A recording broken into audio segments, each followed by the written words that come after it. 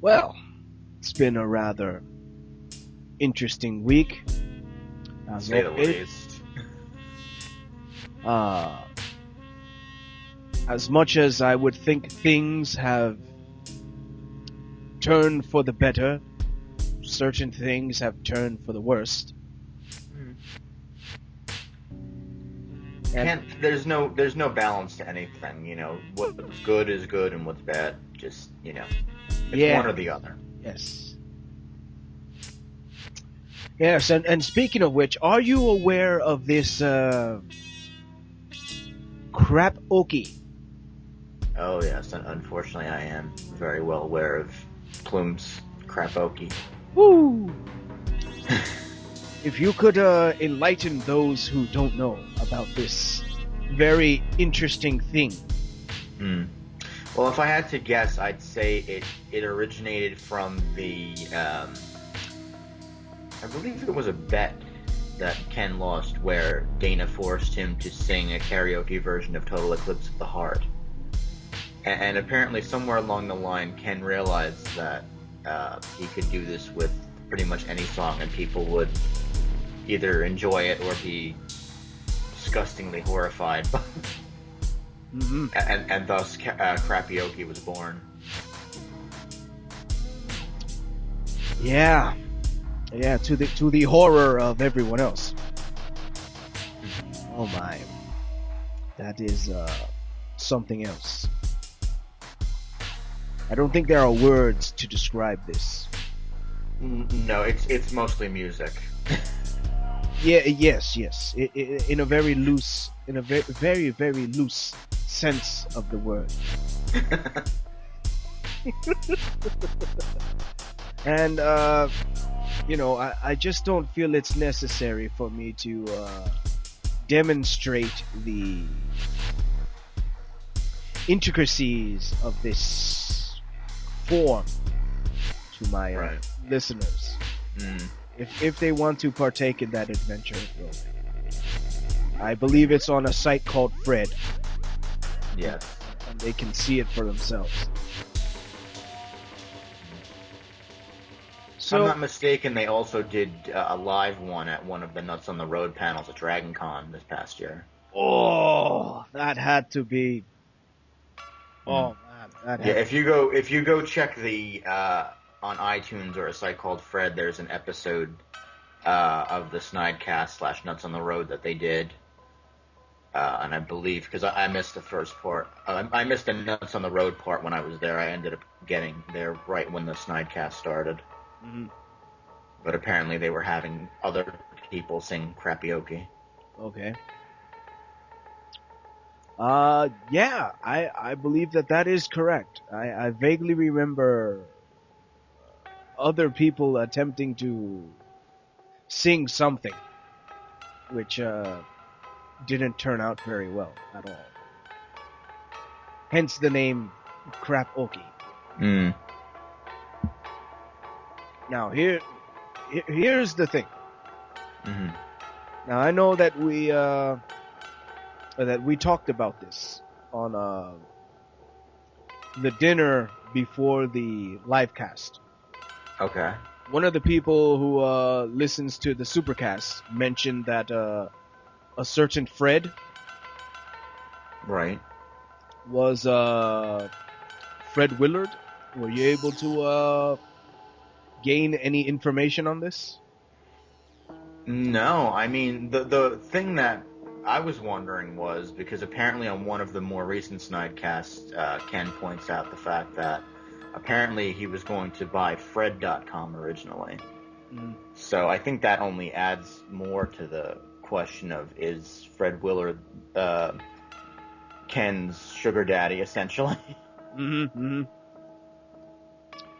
Yes, it seems to be the I think what it should be called is the quest to find the real Fred. Now, if it was up to me, you know what I would do with it? What's that?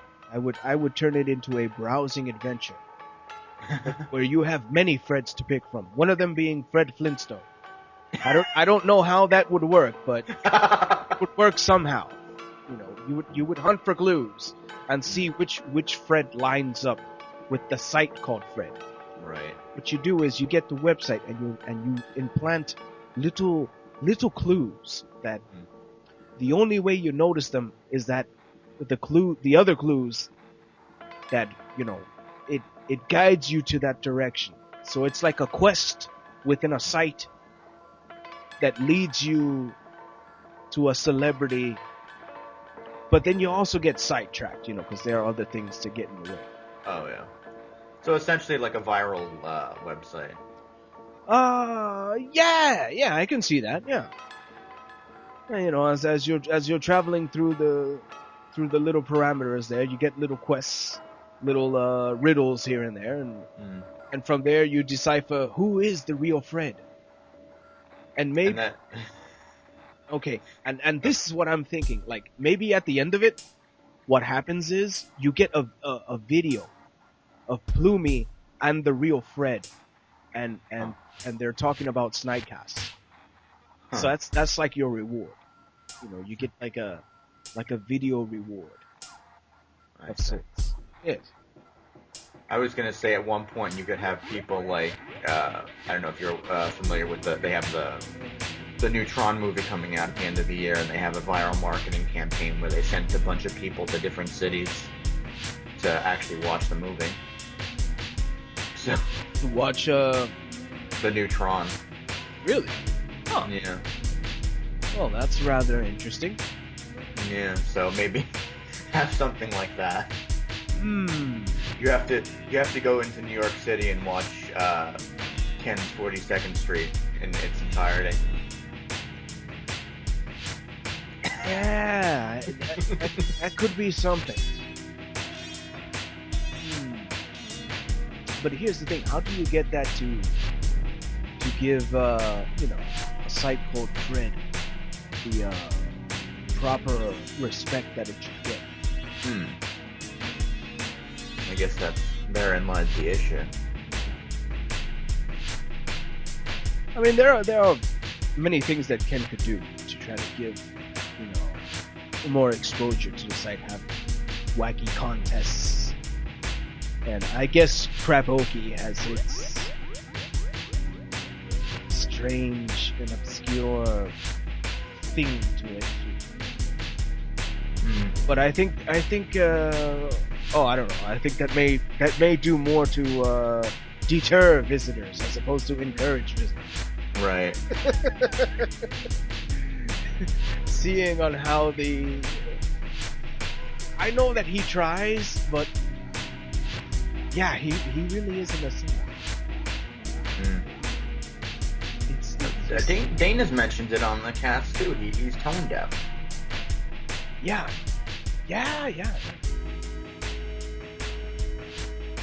And it's with that it makes you think that, okay, those who are able to hold a note, hey, more power to them. Because when you can't, it sounds really bad. Oh yeah. So, there was something that happened, I believe it was a couple weeks ago, or perhaps even less than that. Alright. The whole crash of the PlayStation Network.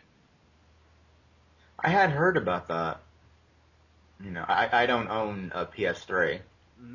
Nor do I have the financial stability to afford a PS3, even though I have an Xbox, which is substantially cheaper.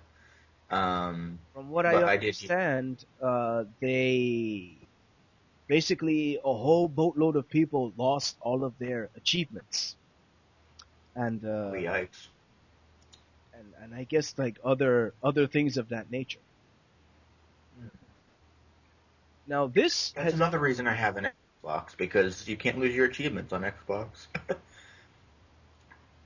I always wondered about this.